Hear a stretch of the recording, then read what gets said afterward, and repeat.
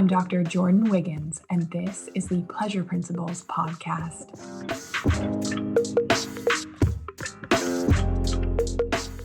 Join me on this journey where sex, science, and sensuality meet. Let's change the conversation around sex and pleasure together.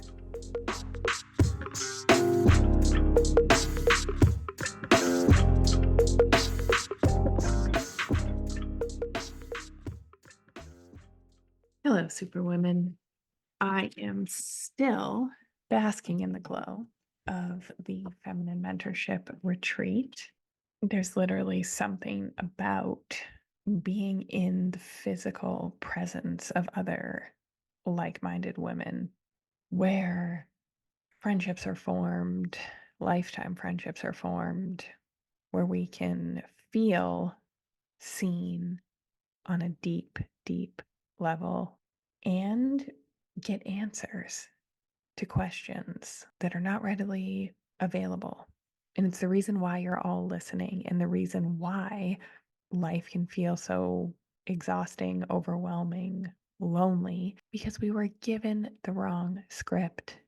And the advice that works for the average relationship does not work for a high achieving, overgiving, people pleasing superwoman relationship. So this is a call out episode. You are going to need to listen to this twice so that it lands. Because what I'm going to be talking about is going to be flying in the face of our cultural norms, the scripts, and it calls us out as the superwoman. And it's not easy because we try so hard. We try so hard to get it right, do it right, get the A plus, that when we realize, oh, shoot, maybe parts of this is me. Anyways, it is these hard looks in the mirror that is why people hire me privately. It's why women flew from all over North America to be present. And I know when I get my California ladies, my West Coast Americans, when I get them to fly to Canada, to the North Pole, we know it is for a very good reason. Okay, so we superwomen do the things expecting happiness, expecting fulfillment at the end, the happily ever after. We go to school, we get the job, we excel at the job, marriage, house, kids. We go along checking the boxes. We get more efficient and proficient and promoted, and we make more. And we expect happiness at the end, but we are more exhausted, more unfulfilled, and more resentful. So there's this cognitive dissonance here of like, wait a minute, how can I have so much? How can I have done so many things right and still feel like this, still feel this alone, still feel this unfulfilled, unhappy? I have everything I said I've ever wanted. I can achieve the goals that I set out for myself in career. I support lots of people, partners, children, employees, go above and beyond. And it's like, I'm not happy. I'm anhedonic. I have the inability to feel pleasure and joy. And the things that used to make me happy do not make me happy anymore. Anhedonia. It's like my life's work, why I wrote The Pink Canary, why I do what I do. Because I got on a mission to figure out, why do so many women, why when we have it all, we have what we say we wanted, why are we still not happy? It's why I created the Pleasure Collective. It's why I do what I do. Men have anhedonia too. Men are struggling with lack of fulfillment. I've had lots of men increasingly reach out and say, can men have feminine burnout? Yes, they can, because this is about energy, right? Yin and yang and their imbalance.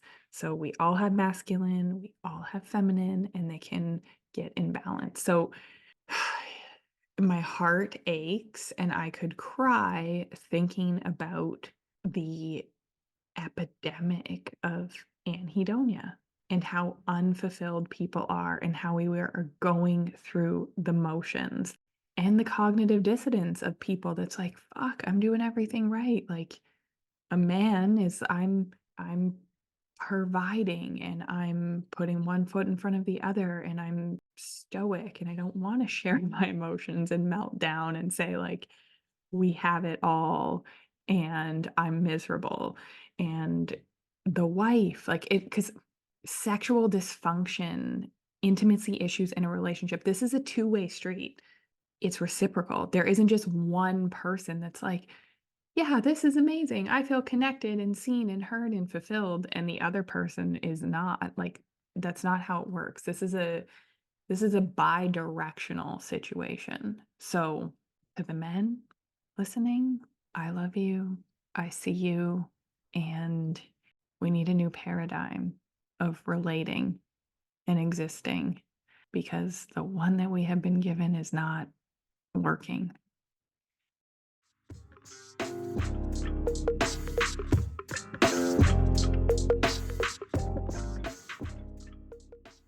So today we're going to talk about do we want connection, right? I hear this all the time. Oh, I want connection. I want to feel connected. Okay, well, we're setting ourselves up to fail with that because what does that mean? How can your partner even possibly fulfill that? And if we don't know what that means and how to ask for it, how to receive it, we're dead in the water and we're just going to be getting more and more resentful of our partners. I want to talk about emotional availability because we think that we want to connect like, oh, well, if men were just more emotionally available, that would solve all of our problems. So I hear this from single superwomen where it's like, I'm good. I'm not trading my peace. I have so much. I've worked so hard. I don't want a man baby that I have to take care of. There's no emotionally available men out there. No one can handle me, and men aren't ready. Elements of this are true. And I know because I see this, because I've done this. If a man is capable of giving you what you want, exactly what you wanted, and if he walked right into your life today as a high achieving superwoman, you would sabotage it because you are not ready to receive it. Hold it, let it in. Now, married and unfulfilled superwomen, I hear similar but different things. Like, I want connection. I want him to be more emotionally available.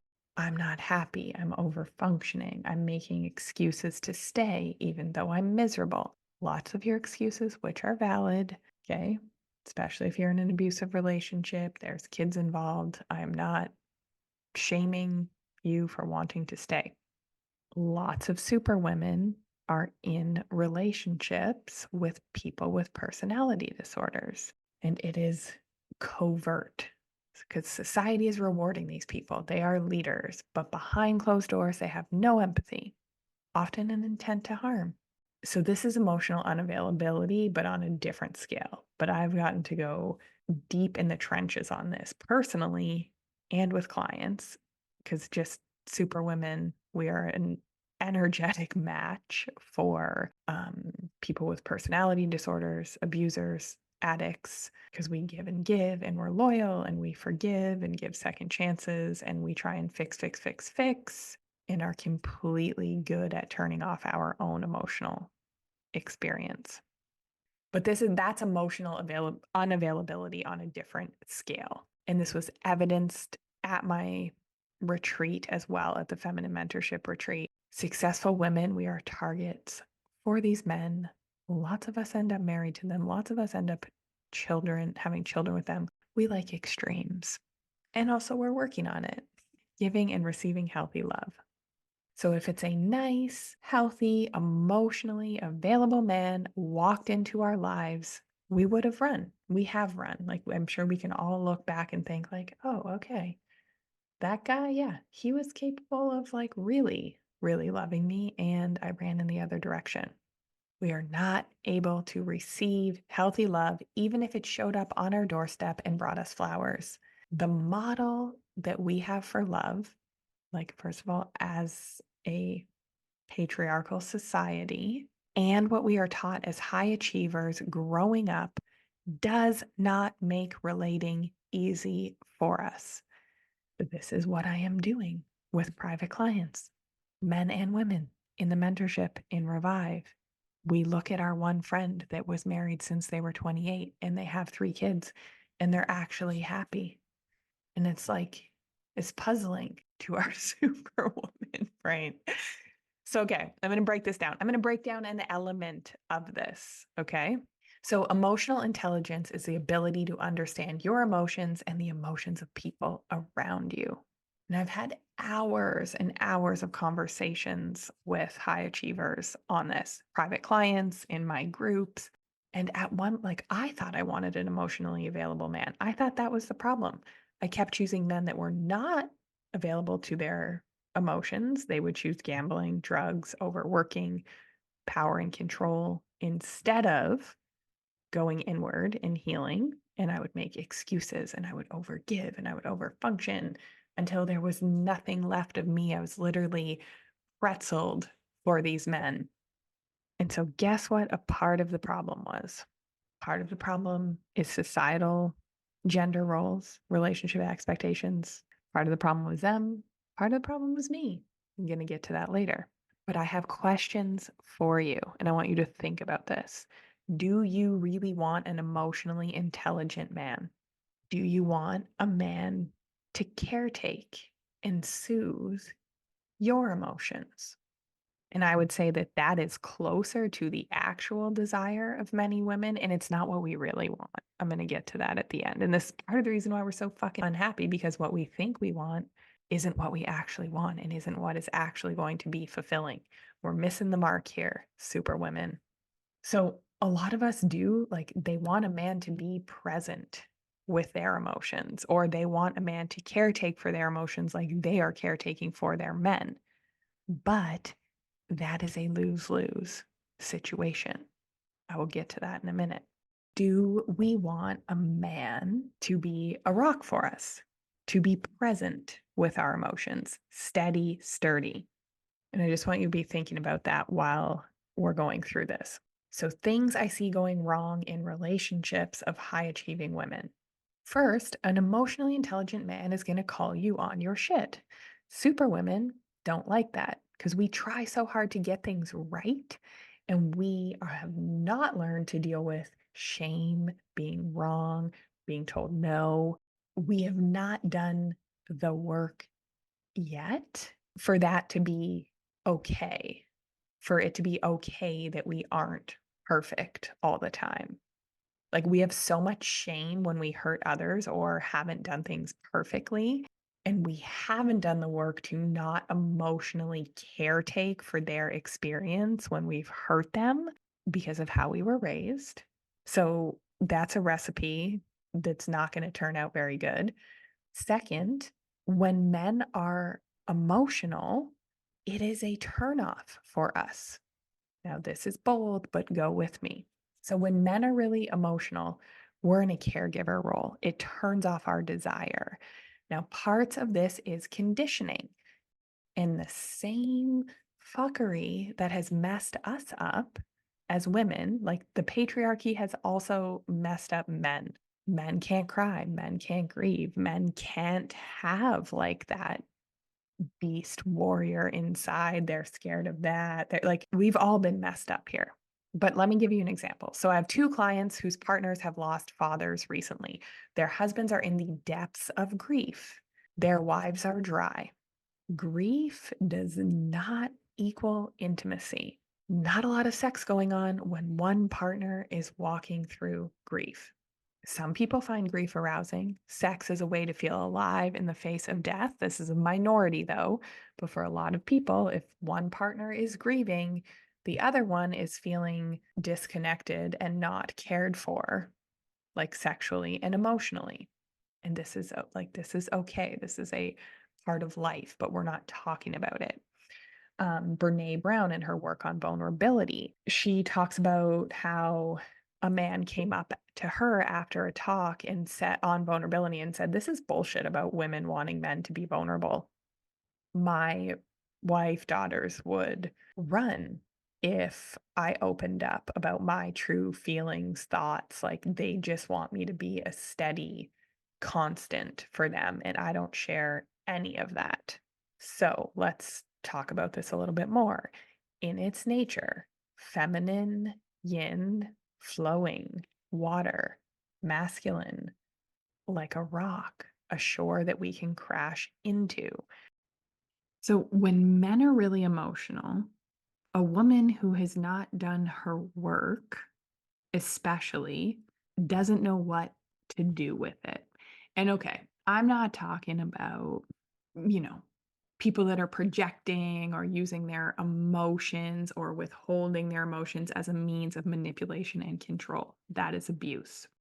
But if a man is truly emotional, if a man is grieving a loss and he's like a puddle, so now he's the feminine, he's yin, he's water, and we are the rock, then only a woman who has truly done a ton of work on herself and being able to feel and hold intense emotions in her system and see her rock crumble, right? Like that's fucking hard.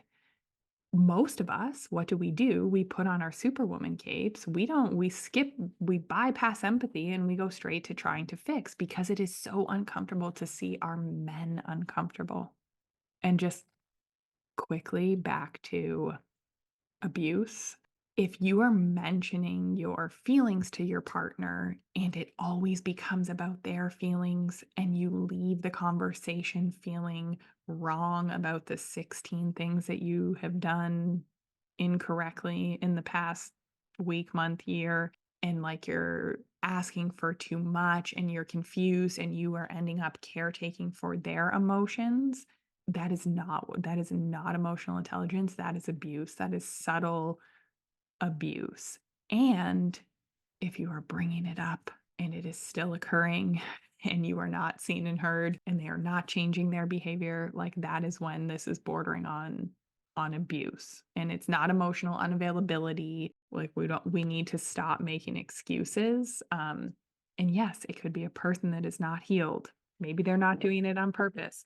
But if they are refusing to take emotional accountability for themselves or have any emotional intelligence at all, and it's hurting you, and they will not change, even if you bring it up, that it hurts you, that you don't feel seen and heard and supported, that is abuse. High achievers are not ready for emotionally intelligent men, and that's going to sting. But I was not emotionally intelligent. I was a people pleaser. As Terry Cole says, I was a high functioning codependent. And this means that I was constantly caretaking for others. And it's how we were raised. And it's how we've gotten so much success because we can take the temperature of a boardroom or understand the risk or the emotional experience of our ideal client so we can create online courses that help people. Like a part of this is why we have so much success in business and it really makes us suck at relationships. So 3 reasons why high achievers cannot handle an emotionally available man. Number 1, we are not in touch with our own feelings. We think our feelings, we don't feel them. We spend lots of time in our heads. Superwomen are not present with sensation in and out of the bedroom, right? A lot of you are coming to me for bedroom things, but this is not just a bedroom problem. The way we do one thing is the way we do everything. And I was asking this frequently at the last feminine mentorship retreat because like we have our stories and our blocks and where we're stuck and the reasons why it can't happen, which our fears are just protecting us from feeling sensation. And brings me to number 2. The second reason why we can't handle emotionally available men is caretaking for others' emotions turns off our pleasure centers. And again, it's not really what we wanna be doing. Like, we think, "Oh, okay, I want a man that is emotionally available." But if he's a puddle, then we're not exactly attracted to him in that moment. And it's partly cultural conditioning. And we need to learn to hold high sensation, pain, and pleasure to be able to watch our men break down, allow them that space, and create connection from it. But if we're really fucking honest, it's like, oh, could he just get over this already so he can like be my rock again? Like that, there's an underlying desire there. And some of it's just like it's energetics, right? Water, rock. And in a good relationship, we can flip between water and rock. And we are not caretaking for others' emotions. We are not trying to fix their emotional experience because it is creating discomfort in us. And it fucking sucks to see our loved ones hurt, our children too, anyone we care about. Like, if they're hurting, it creates physical pain in us. But by us trying to shut it down, fix it, it is creating disconnection. We're literally creating what we say we don't want. The third reason why high achievers cannot handle emotionally available men is because it is a mirror. It is work. They will call you on your shit. They will not caretake for you. Because thinking that we want somebody to caretake for us in our emotions, it's a very immature level of relationship. What we really desire, what we really want is a man to be present with our emotions and a man to like act as a container. We want that steady, consistent rock. And in relating, we have to be able to switch when necessary. And if I'm very honest with myself, like I would like to be the waves. I would like a man to lead, to take charge, to allow me to come undone and be that support for me the majority of the time. I do not want to be the rock the majority of the time.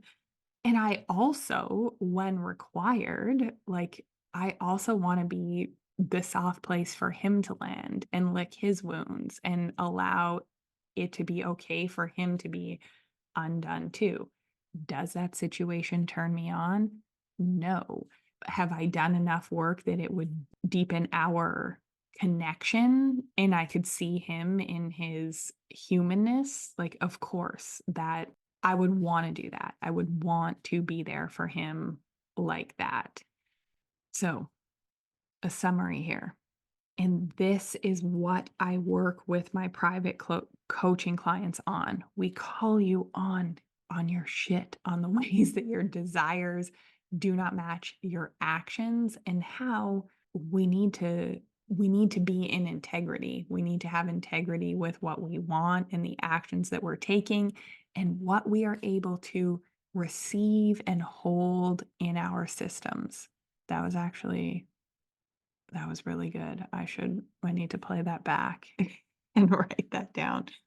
So, we want a man to be present with our emotions, not caretake for us, not fix us, and ask yourself, what are you doing in return?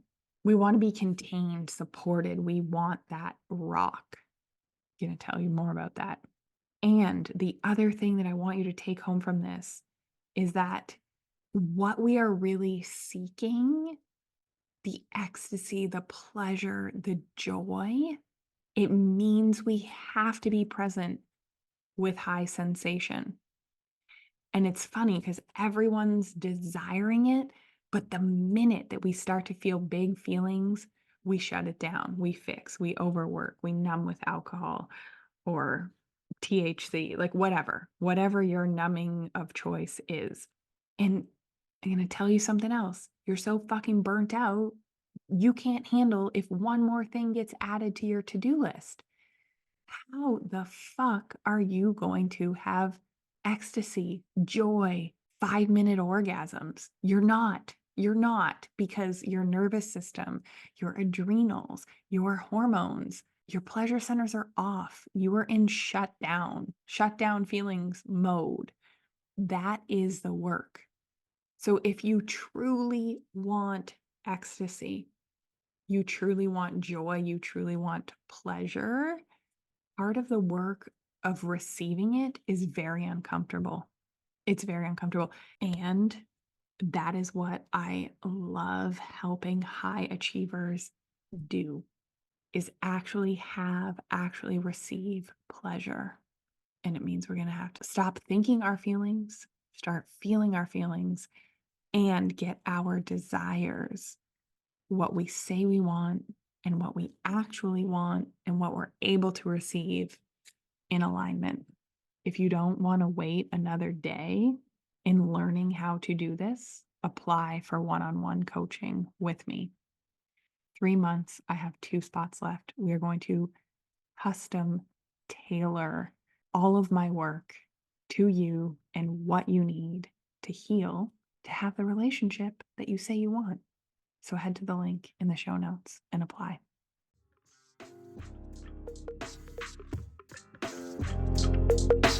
Have a great week, everybody.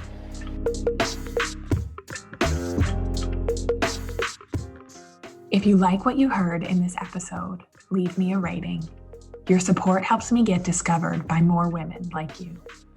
Together, we can change the conversation around women's sexual health and pleasure for you, your partners, and generations to come.